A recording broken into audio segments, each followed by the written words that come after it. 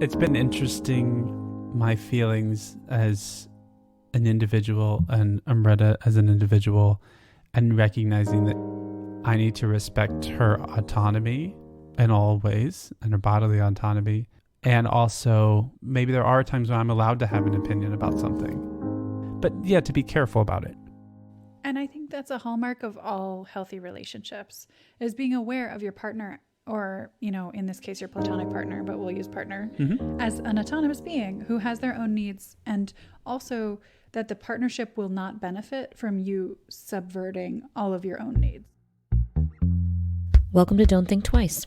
VJ and Stevens is the writing and producing duo of Amrita, VJ, and Andrew Stevens. Best friends, business partners, creative partners, and now soon to be co-parents. This week, we talk about the actual pregnancy, stumbling through the twin labyrinths of our feelings and of the healthcare system. Our host and friend, Marina Weiss, talks us through caregiving for each other, and we all rage against the healthcare machine together. Just for context, in case this becomes relevant, this is the one time we tried eating dinner before doing the recording. Well, in any aberrations that occur here are probably due to the effects of dinner. I feel that is relevant, actually. And today we'll be talking about the actual pregnancy and your experiences navigating medical care around pregnancy. So, Amrita, why don't you start? How has the process been for and between you? In general, the pregnancy has been a very smooth one for me. And I would say, like, health-wise, I haven't had a lot of major discomfort, major complications. So I feel very lucky in that regard. And how did you decide when to tell people, how to tell people, what to tell people? Well, I was very cautious about when to tell people. And the first people to know were really our families. But we knew, some of your friends knew before your parents knew.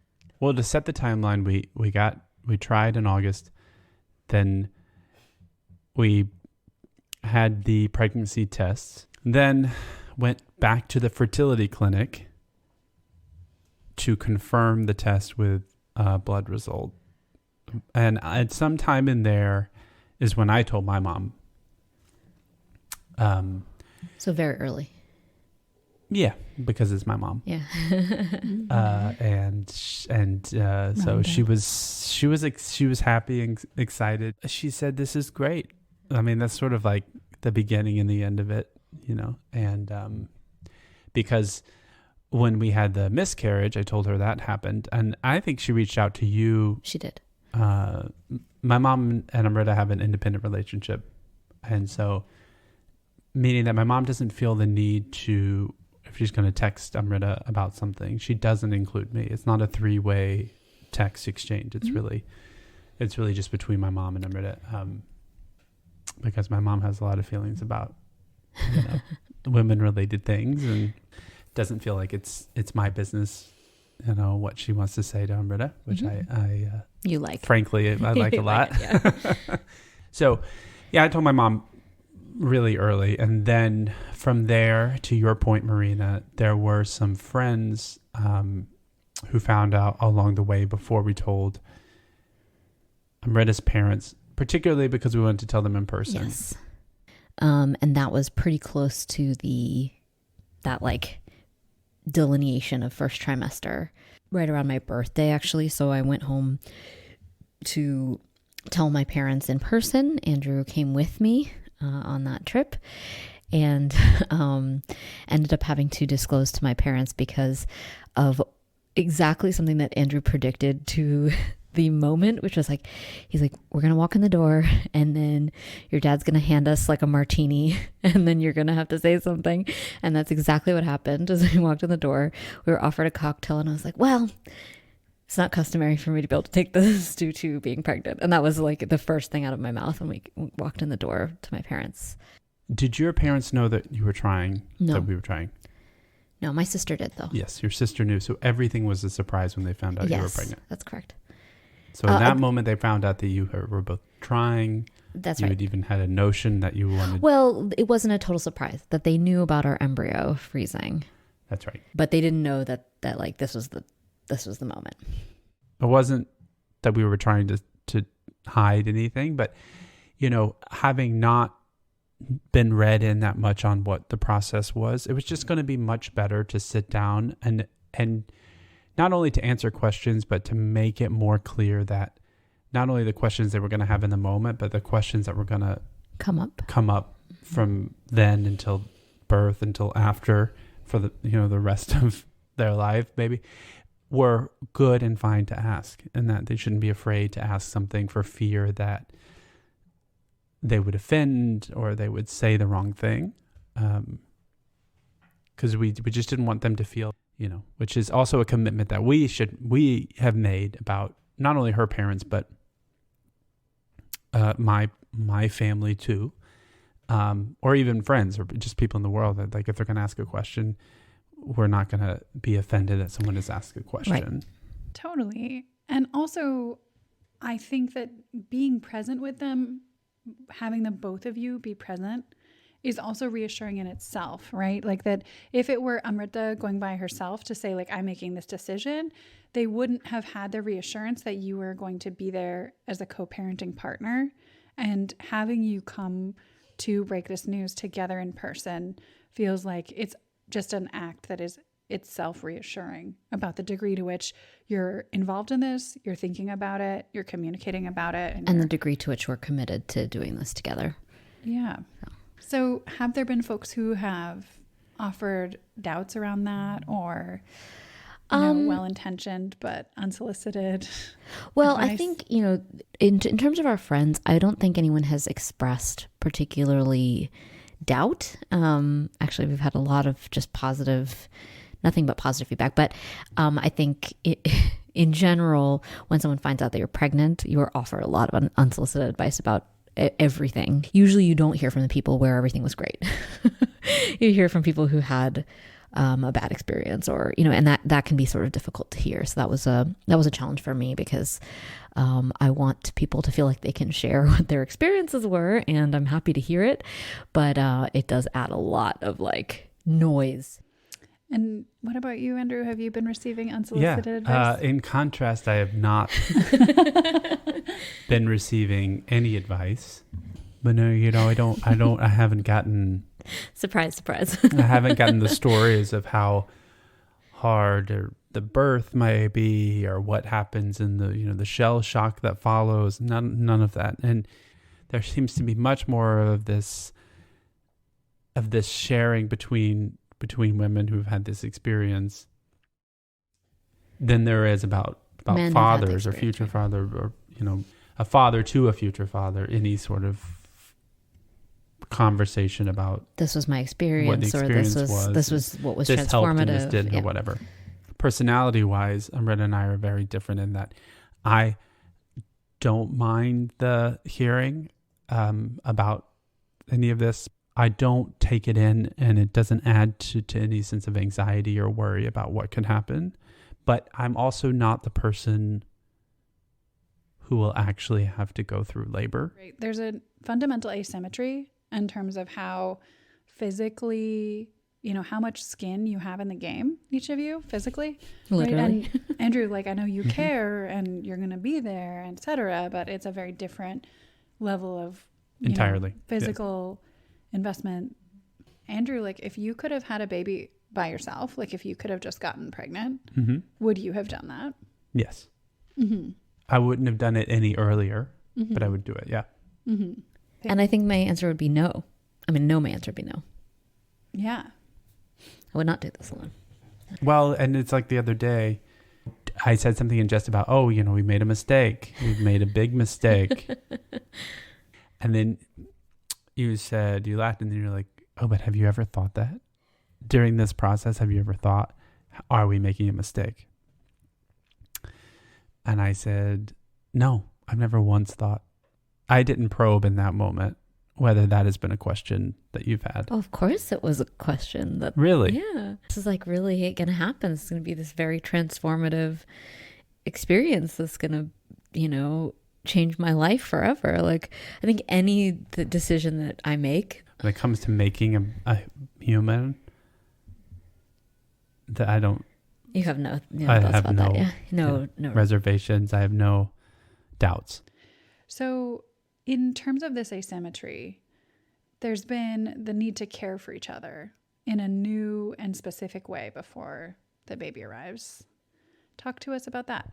I think that I feel very cared for during this pregnancy, and I think that I really think that a lot, actually, especially in these into the third trimester at this point. If it was just me in the house, or if it was just me pregnant, like, I'm sure I would take care of it.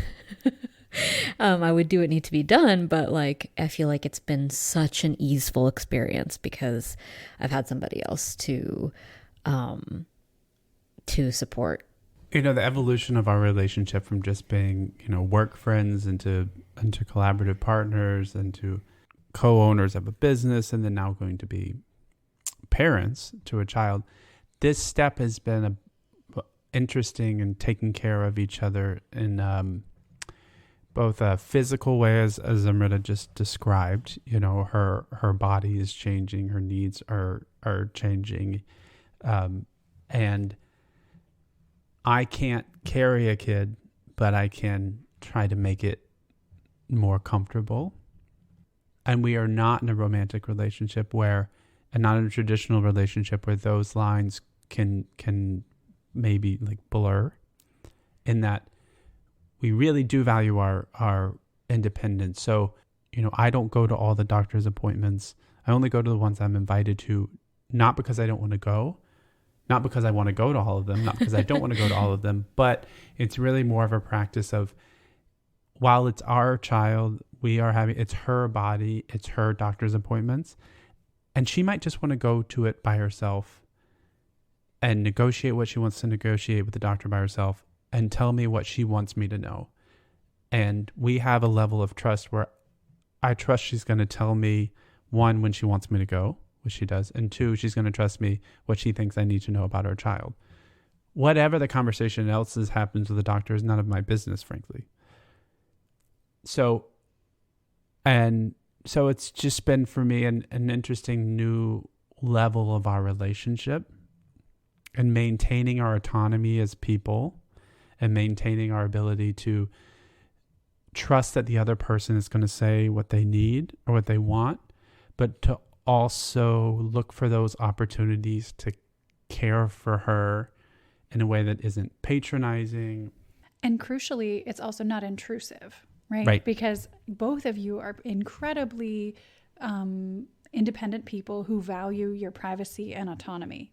And so this takes so much communication, because each of you need to convey to the other one, here's where the boundary is, right? Like, I'm doing this with you, and you're involved in these medical appointments, and there are also moments where I'd like to do this without you, or I'd like to take a moment. But I think, just to add to that, I think because we're not in a romantic relationship, there's actually no expectation that we are responsible for each other's emotional wellness. And that sounds bad, but because there is no there's no like sort of expectation or obligation that we are required to maintain each other's like emotional wellness, I think that allows us to be very free about asking for when we want something or need something, because it's not like assumed that you're gonna provide it, which is really helpful. And also it allows you to be appreciative of what you do receive, right? Because there's no expectation that like Andrew is your village and he's going to provide every single resource. And like, if he doesn't provide a resource, then he has like failed, or that the relationship is like, and instead it's like, what a value add that we have Andrew showing up with a healthy meal, and we have whatever, like real interesting spot to be. 'Cause it's like, if you imagine you, the listener, imagine you're going out to dinner and drinks with your best friend, and you tell your best friend over dinner or drinks on a Friday night after a work week, like, let's say you have a partner and you're like, my partner's really annoying me because of this, and work is really stressing me out because of that, and I just really feel like I don't know what to do about this and that. Not that people in romantic relationships don't have that. all I'm saying is our relationship originated from that place, and there was never a romantic component even on the table. That is so lovely in and of itself. And I'm having a digressive thought, which is that also, like, in many romantic relationships, there's an element of performativity, either performing being well or being happy or being excited about your partner at times when you might be slightly ambivalent, or potentially, right, performing caregiving at a time when you're tired and you don't want to perform that, right? I think you have immense freedom being in a friendship and not having this expectation of codependency where it isn't like, oh, he's stressed for no reason. Is it because of me? Have I failed in some way? Is he dissatisfied with our relationship? Right. It's like, Right. that's not even on the table. Not on the table. Yeah. Right. I never even thought about it in that way. Mm-hmm. What's been the emotional progression for you through the pregnancy part? For me, I had a lot of catching up to do on just the concept of envisioning myself as a parent. I think society spends so long trying to socialize girls, especially, or like people who are assigned female at birth, that, you know, we're going to play with baby dolls and it's going to be fun to just take care of someone else. Right. All of our stuff around pet Nurturing and baby, and mothering. nurturing and mothering. And expectations. I've had a lot of dissonance about not feeling like I feel like I'm supposed to feel about being pregnant. I didn't feel instantaneously connected to this fetus like should, quote unquote, feel. Is like suddenly you become this earth goddess that's like so in tune with your body and like really just feeling like connected and mind melding with your fetus. And I don't know, I'm like, oh, there's this like alien creature and, you know, using my bloodstream. Part of my resistance to like this idea of being a mom, the maternity, the maternal aspect, I often use the word parenthood instead of motherhood because I feel like motherhood is such a loaded term, kind of grappling with that idea that maybe I'm not like meeting the expectations of like performing femininity in that way with the pregnancy. So. Well, When you say sorry to interrupt, but when you say it's an emotional term, motherhood, are you saying that, and then you say because you aren't living up to expectations, are you saying not using the word because of what it means to you or what you think it means to other people? What I think it means to other people. Yeah. And in fact, my therapist has been very like, but like you need to decide what it means to you. And that will be a useful exercise for you. Have I done that? No. Yeah. And I just want to acknowledge, like, in many ways, this is a huge transition for you, right? Mm-hmm. And pregnancy is a huge transition for anyone, but especially for somebody who wasn't planning on this and is like, as you put it, catching up to the concept that you're about to embark on this life-changing, you know, mind-bending trip. But on the other hand, like also sacrificing some things that you didn't plan to sacrifice, moving into this space where now you are going to be encountering these, like, as you describe them, like ideals around what that means and what your emotional experience is expected to be and how you might have a substandard emotional experience in addition to having, you know, your body medicalized and evaluated. You're having your emotional experience like subjected to these standards. You know, that's so intense. Yeah. I mean, I think it has been a little bit intense. So for me, when Amrita first got pregnant, both times, and I understand this can sound insensitive, but it is what my experience was, and I understand that emotions don't have to make sense. And I was not particularly excited either time because I don't see early pregnancy as a child. I don't see it as a being. Just I agree with that though too. I agree with that too. It's just a collection of cells. And I understand that other people see that differently. And so it's really, for me, it's like a slow building progression and getting more and more excited. And to see the physical change in Amrita is another way that gets me excited to see the actual physical growth. Mm-hmm. It's still like a thing inside being supported by another. It's like not going to be a baby until it's a baby. This is very Jewish of you. This is the traditional Jewish it's position. Hindu too, yeah. Because that's why we don't do like baby showers before the baby, because it's like the baby has to be here for it to be a baby. Mm-hmm. You've been Jewish and Hindu all along. Yeah. I have really happy feelings about thinking about it in the future, but it as it is now doesn't excite me in a particular way.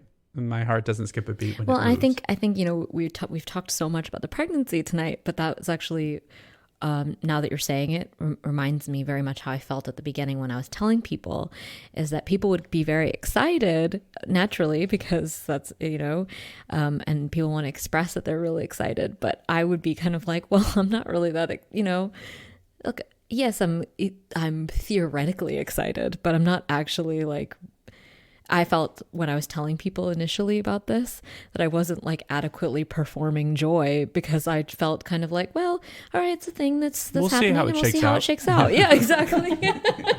We're in the early interviewing process. Yeah, this project is coming to fruition in like 10 months, so it's going to evolve quite a bit. Exactly.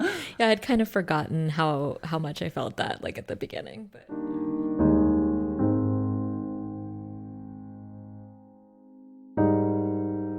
So let's switch gears a little bit and talk about your experience with the medical establishment. Yeah, so we are self-employed. We have our own business, and I have made the choice. I speak for myself, but I think we both have that. Carrying medical insurance is a total scam, and I had disaster insurance for like a year. Right. And I was like, oh, so actually I have to pay $8,000 in just my monthly premium. And then I have to pay an additional $9,000 before my insurance even covers anything.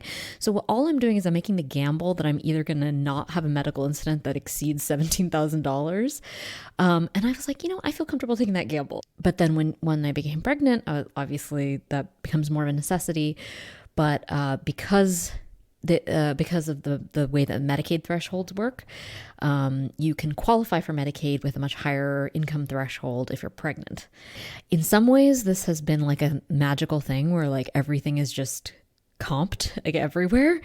Side note, most hospitals are required to give away medical care for free. And if you, a listener, are receiving a large medical bill, negotiate with the hospital, make a case that you need a waiver of fees, because they can do that, and they're actually required to at most hospitals, especially New York City. I'll add to that sidebar, being that private insurance companies negotiate bulk settlements, for lack of a better word, with hospitals and medical providers. Meaning, to Amrita's point, and to our experience, my experience, we don't have insurance, and we've just gone a la carte to doctors' offices. First of all, face-to-face people, nurses and doctors are. And by the way, this is about non-prenatal care, non-prenatal like other care. medical care. They're very understanding very of people understanding. without insurance. Oh yeah. They, in my experience, they always work with you. They always try to minimize visits, minimize testing, and I mean say things like, "Well, usually I'd have you come in 2 or 3 times, but let's do one." All this to say, our medical system is profoundly broken. And on one hand, becoming pregnant, qualifying for Medicaid, there is a little bit of like, oh, wow, everything's just free. But at the same time, it's like very barbaric because, they kick you off of the insurance like weeks after the birth. And it's like you get like a 6 extra weeks if you have like a really traumatic birth experience and have to like have major surgery or something like that. But other than that, it's like the minute you're done on an anti-capitalist screed moment. And I was like, it's like they want you to be insured for the period of time where you're carrying a future worker to get ground up in the gears of the system. And then as soon as you've served your purpose as that, they're like, fuck you. So as soon as May, end of May rolls around, I'm uninsured again. Like that's my value to the state. The baby is not. The baby is not. The baby gets a year of Medicaid because I'm on Medicaid. After that, I think we have to kind of figure out what happens We'll have from there. insurance. Yeah. Yeah. With regard to your experience at different medical facilities, what was it like for you? So I will be, I'm going to be obviously very candid about this, and it's my experience, but I feel that, but I'm going to make some generalizations. The quality of care in New York City for sure varies based on zip code. So we were going to a fertility clinic that was basically on the Upper East Side, Midtown East, and you observe a certain type of patient in the waiting room, and that is who they cater to, is kind of the law firm client, the people who are coming in suits. I decided to deliver at Brooklyn, NYU, and I go to a family health clinic for my prenatal care, and that is a clinic that serves very much the local Sunset Park community. The receptionists speak 4 different languages. They speak Arabic, Chinese, English, and Spanish. But it is a very different, very much a poorer constituency. And you definitely see the quality of care, the quality of care is good, but there's not the white glove touch.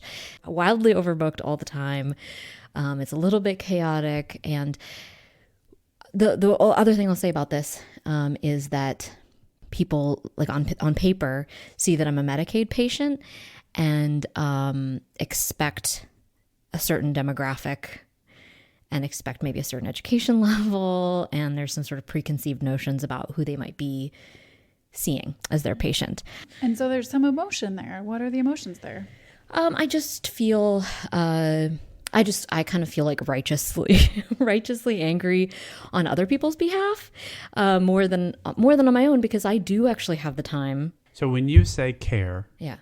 you mean once you get into the room and you're with a doctor, Correct. that care is good. Correct. But your experience, our experience, has been everything before that is a fucking Nightmare. shit show. It's a total shit nightmare. show. Yeah. Total shit show. Yeah, and so the 10 minutes that you could speak with a doctor are great is good and helpful. care. Mm-hmm. But navigating every other part of the administrative process before that is a nightmare, and it feels like it's by design. I think we can share this, that Amrita has gestational diabetes. Any question around that should go to the nurse's line or to the specific doctor through a messaging app that they have. That you can message, although the messaging app says specifically that it's not for emergencies. Well, and it's not for not just for emergencies. It's not for anything that requires a response in the same day. It says it will take up to 3 days. So if you want an answer today, you should call this number. You should call this number. Where does the number go? It goes nowhere. So the number goes to nothing. The number used to go to a voicemail line where I left 5 consecutive voicemails on 5 consecutive days, never received a call back from anyone. And then most recently, when I tried to call it, it led to a automated message that said that this line is like not being monitored or something like that. And the reason she's calling is because with gestational diabetes, you need to understand the numbers she was getting on the monitoring. She was given a monitor, and then later and my insulin. dosage is supposed to respond to that. And the dosage is supposed to respond. And had no idea what even the benchmarks get were. Back to her about if the numbers were good or not, or if she needed to add insulin or not. So much so that when you actually talk to a doctor, the response was like, why did this take so long? Yes. Which is a wild contrast from the other end of the NYU experience, Right. that, is the fertility clinic, where literally everything is so available and there is someone on call to answer questions, and it's wild. It's hard to know whether that's just capitalism, that the fertility clinic, which makes so much bank, I would no say doubt is absolutely the place it is. where these are the bougie side, or if that's the political leanings of Kenneth Langone, the huge Trump donor for whom NYU Langone is named. That I can't speak to, but I would say absolutely the fertility business is a big business. It is a very well run business because they want your money and they are going to provide you a high level of service for it. So I return to when you said that the hospital provides good care. Yeah, no, I guess what I'm trying to say is, in fairness to the actual doctors who are doing their job and who are, I sometimes find, equally frustrated as I am with navigating their own system that they have to operate in. And I think this just raises an issue that I think a lot of people have with the medical establishment, which is that they're focused on your physical care only and not your emotional experience of getting that physical care. Which, as we know, an emotional experience of a mother is critical to the health and wellness of the pregnancy. Yeah. But also everyone's emotional experience absolutely. also critical to their health and wellness, which is underappreciated in our culture generally. Right. There are all these avenues by which those things communicate, by the microbiome, by the vagal nerve, like all these things.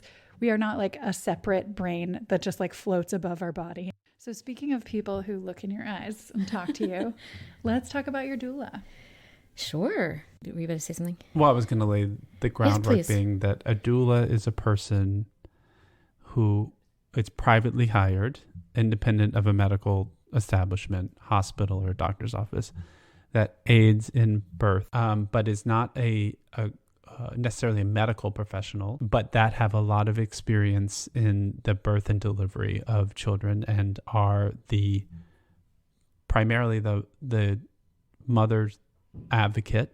So part of my decision that I was very convicted about hiring a doula was because of the hospital experience and not always having a consistency of care. Like, I'm not always seeing the same doctor from visit to visit. I know that even if I was seeing the same doctor from visit to visit, that person may not be in the room. They might not be on call that day. It's like whoever's going to be there is going to be there.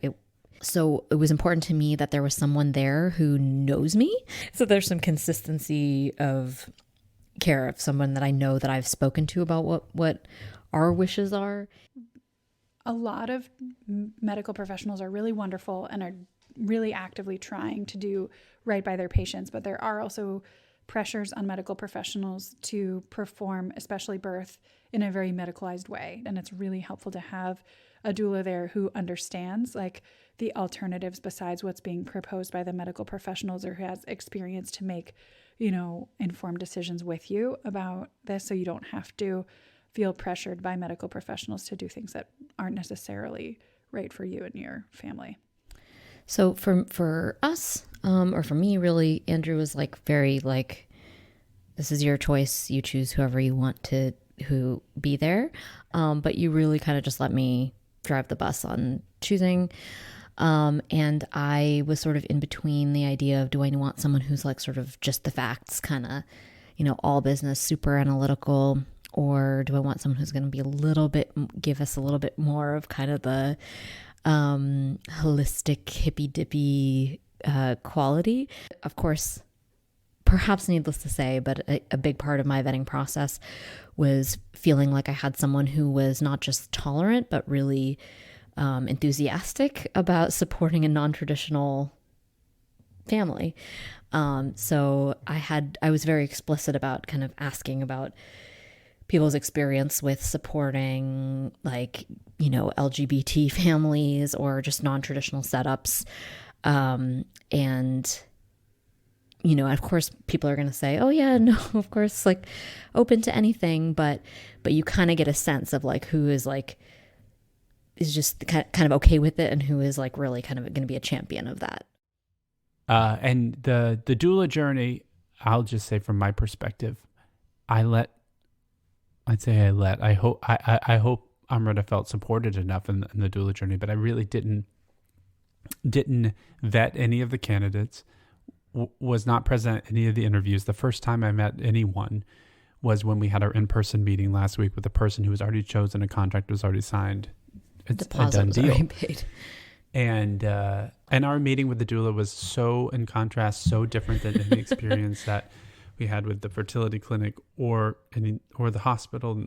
In that, and maybe it's because she was prepped already and because it was the person you chose, but it was all about what Marina wanted to happen, and not about our relationship insofar as it was hard for her to understand. It was not hard for her to understand. She asked us about our relationship to understand our personalities, how we communicate with each other, what we like, how she could support each of us as individuals. But nothing about like, well, how is this work? gonna work? Mm-hmm. People want to know how things work. Mm-hmm. How things She work. had no questions about that at all, Mm-hmm. which was nice. That is really nice. In our next episode, we talk about the business of baby making. What are the implications of being self-employed parents? What kinds of legal agreements and contracts do we need as a non-traditional family? A lot, as it turns out. Marina Weiss is a poet and clinical psychologist, and you can find her at marinaweiss.com. We are at vjandstevens.com or at vjandstevens on Instagram. That's VIJAY and Stevens with a PH.